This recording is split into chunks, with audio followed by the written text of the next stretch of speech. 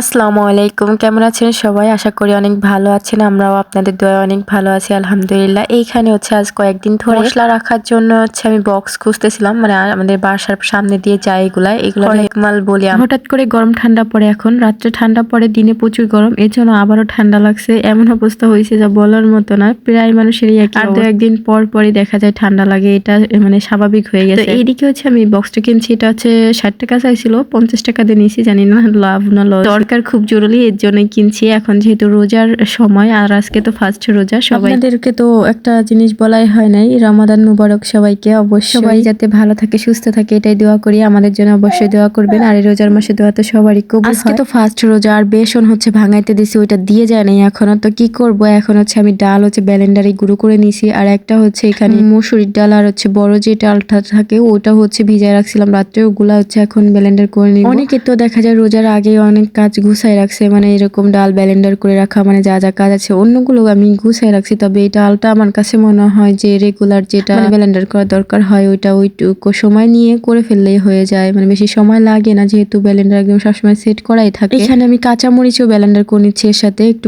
মানে ঝালটা যাতে হয়, আর সাথে তো একটু গুঁড়ামরিচ অ্যাড করবো যখন বানাই, তখন কাঁচামরিচের ফ্লেভারটা একটু বেশি ভালো লাগে। আজকে তো ডাটা দিয়ে মাছ দিয়ে রান্না করবো। এই ডাটাগুলো মাশাআল্লাহ অনেক ভালো ছিল, একদম জাল। আমার কাছে ডাটা খাইতে খুবই ভালো লাগে, মানে যেটা ভালো নরম হয় সেটা, কিন্তু ওই যে অনেকগুলো আছে না কেমন যেন শক্ত শক্ত, ওইটা খাইতে ভালো লাগে না। আর এখানে মাছও আমি ভেজে সবকিছু আমি সব আইটেম একসাথে গুছাই নিয়েছি, নিয়ে রান্না করতে আসছি একদম। এদিকে আমার রান্না প্রায় শেষের দিকে, মাছ তরকারিটা আগে রান্না করব, মানে এক এক করে আমি সব বসাইতেছিলাম, কারণ আগে কেটে নিছি, যেহেতু একাই সবকিছু করতে হবে। আর রোজার দিনে এই ব্যস্ততা তো মনে করেন সবার ঘরে ঘরেই থাকে, মানে বিকাল হইলে বিশেষ করে এই ব্যস্ততা, মানে একসাথে সবকিছু বানানো কোনটা থেকে। এখানে হচ্ছে আমি যে মানে আলুটা দিয়ে হচ্ছে চপ বানাবো, সেটা হচ্ছে আমি আগে ভেজে নিছি, মানে এরকম করে নিছি। ভর্তা আমি ওরকম ভাবে করি না, এরকম তেলে দিয়ে ভর্তাটা করে নিই। আর এখানে সিম দিয়ে আলু দিয়ে ভাজি করেছি সাথে। আমি একবার সেহরির মানে তরকারি যেগুলো এখনই রান্না করে রাখবো, কারণ আমরা মানুষ 3 জন, সেহরির সময় তরকারি রান্না করার প্রয়োজন হয় না। এখন যেটা রান্না করবো ওটাই থেকে যাবে। তো 2টা সবজি তরকারি রান্না করছি, সাথে ছোলা, বেগুনি, আলুর চপ সবকিছু বানাইছি ওটা। তবে আজকে ভাবতেছিলাম যে আমি সবকিছু রান্না করতেছি রোজা থেকে, জানি না আজকে আবার কোনটায় লবণ দেই কম বা বেশি হয়ে যায়, মানে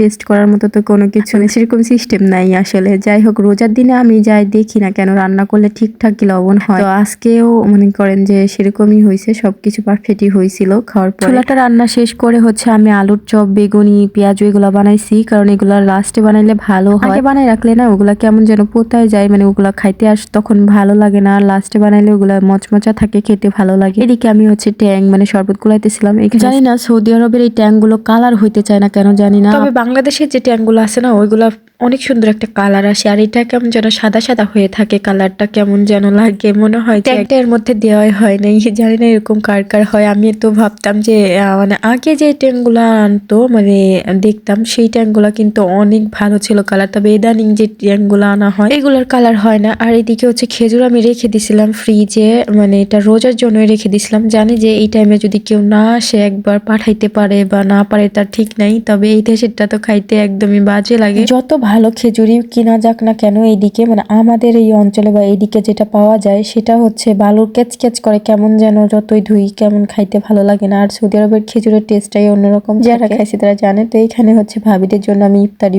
রেডি করতেছিলাম দেওয়ার জন্য। তো এইভাবে আজকে আমাদের প্রথম রোজা গেল। আপনাদের কেমন গেল অবশ্যই জানাবেন। আল্লাহ হাফেজ।